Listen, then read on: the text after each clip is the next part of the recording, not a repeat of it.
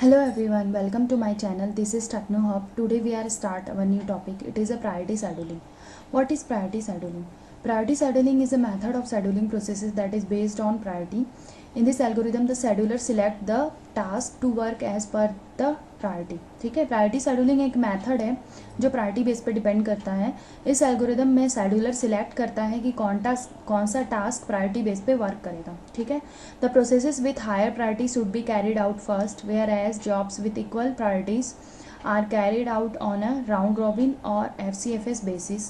Priority depends upon memory requirement, time requirements etcetera. ठीक है, तो जो भी प्रोसेसेस हैं यहाँ पे वो हायर प्रायोरिटी बेस पे ही वर्क करते हैं, और अगर किसी की प्रायोरिटी इक्वल है तो वो क्या करेगा, राउंड रॉबिन या FCFS बेस पे वर्क करेगा. प्रायोरिटी किस पे डिपेंड करता है, मेमोरी रिक्वायरमेंट या फिर टाइम रिक्वायरमेंट पे. ठीक है, अब हम देखते हैं कि जो हमारा प्रायोरिटी शेड्यूलिंग है वो कितने टाइप का होता है. तो priority scheduling divided into 2 main types. ठीक है, फर्स्ट ऑफ ऑल है हमारा primitive scheduling. In primitive scheduling the task are mostly assigned with their priorities. The lower priority task hold for some time and resumes when the higher priority task finishes its execution. ठीक है, तो जो हमारा primitive scheduling है इसमें task mostly assign करते हैं priority base पे. तो लोअर प्रायोरिटी होल्ड करके रखा रहता है. लोअर प्रायोरिटी के जो भी टास्क हैं उसको कुछ टाइम के लिए होल्ड करके रखा रहता है, और उसको कब छोड़ता है, जब हायर प्रायोरिटी एग्जीक्यूशन को फिनिश करते हैं.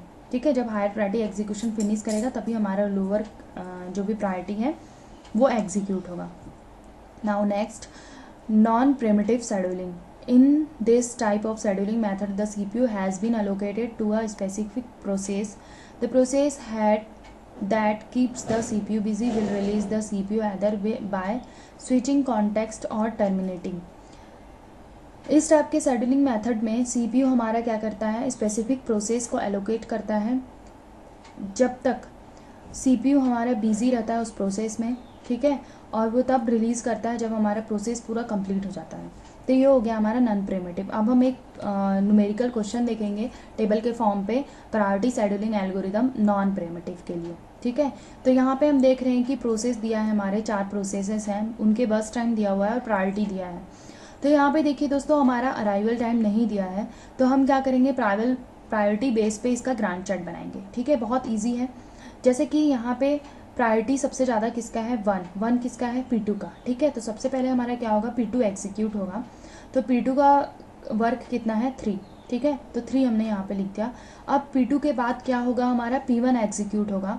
ठीक है, क्योंकि P1 का जो प्रायोरिटी है 2 है वो, और जो हमारे प्रोसेस हैं उनसे ज़्यादा है. ठीक है, तो 21, तो 3 + 21 24.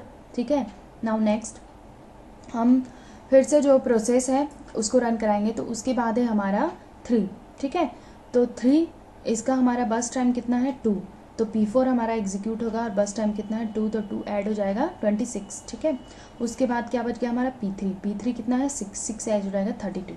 ठीक है, तो इस प्रकार हम क्या कर सकते हैं, प्रायोरिटी बेस पे अपने ग्रैंड थ्रेड को डिफाइन कर सकते हैं. अब हम इसका एवरेज वेटिंग टाइम निकाल देंगे. तो एवरेज वेटिंग टाइम है 0 + 3 24 + 26. ये सारों को हम ऐड कर लेंगे. ठीक है, अब उसके बाद हमारा क्या हो गया, ये ग्रैंड चार्ट बन गया और इसका वेटिंग टाइम निकल गया. तो as you can see in the grand chart that the processes are given CPU time just on a basis of the priorities. ठीक है, प्रायोरिटी बेस पे हमने प्रोसेस को क्या कराया, एग्जीक्यूट कराया. तो ये था हमारा priority scheduling algorithm non primitive. Thank you.